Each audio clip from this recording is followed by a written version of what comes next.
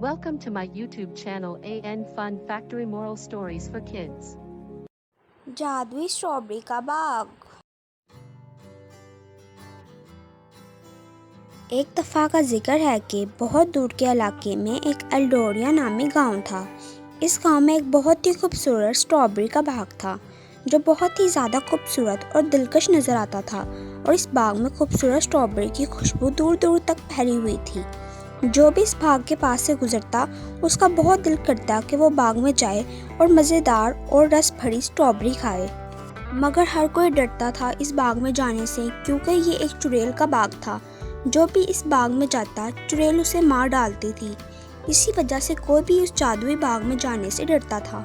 मगर इसी गांव में एक लाइला भी रहती थी। लाइला बहुत ही खूबसूरत लड़की थी।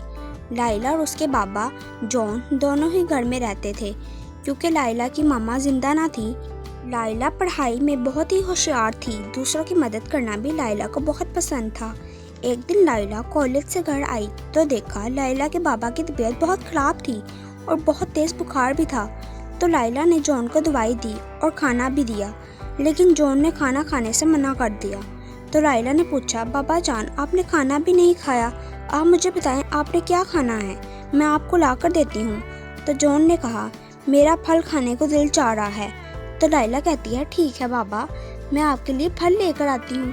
तो लाइला फल लेने जाती है तो रास्ते में लाइला को स्ट्रॉबेरी का बाग नज़र आता है और स्ट्रॉबेरी की खुशबू भी आ रही होती है। तो लाइला सोचती है, क्यों ना मैं बाबा जान के लिए स्ट्रॉबेरी यहाँ से ही ले लूँ।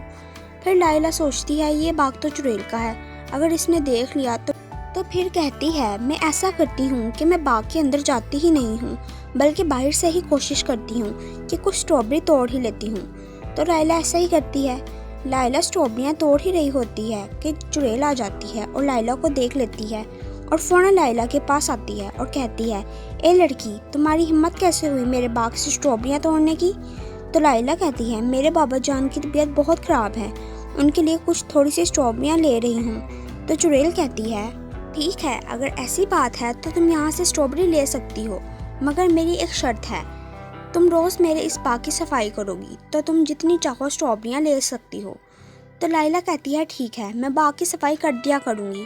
तो चुड़ैल गायब हो जाती है और लाइला स्ट्रॉबेरियाँ लेकर घर आ जाती है और अपने बाबा जान को दे देती है। तो लाइला के बाबा जान कहते हैं, तुम ये स्ट्रॉबेरियाँ कहाँ से लेकर आई हो। तो लाइला कहती है, मैं ये स्ट्रॉबेरी बाग से लाई हूँ।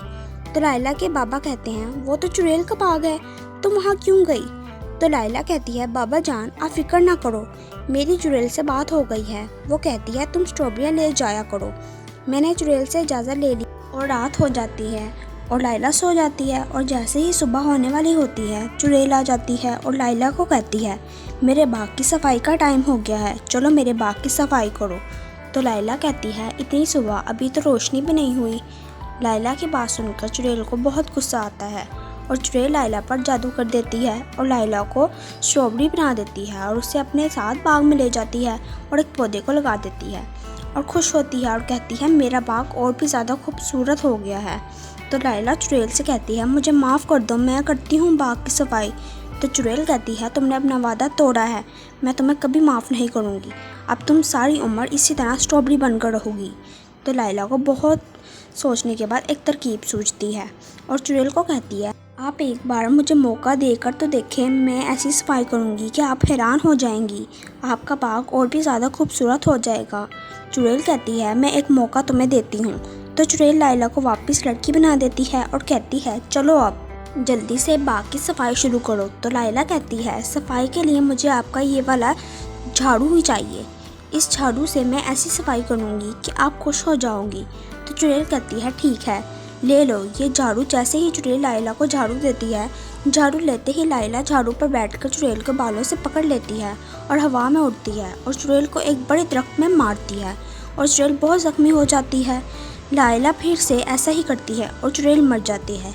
चुड़ैल के मरते ही चुड़ैल का जादुई बाग भी ख़त्म हो जाता है और लाइला अपने घर चली जाती है।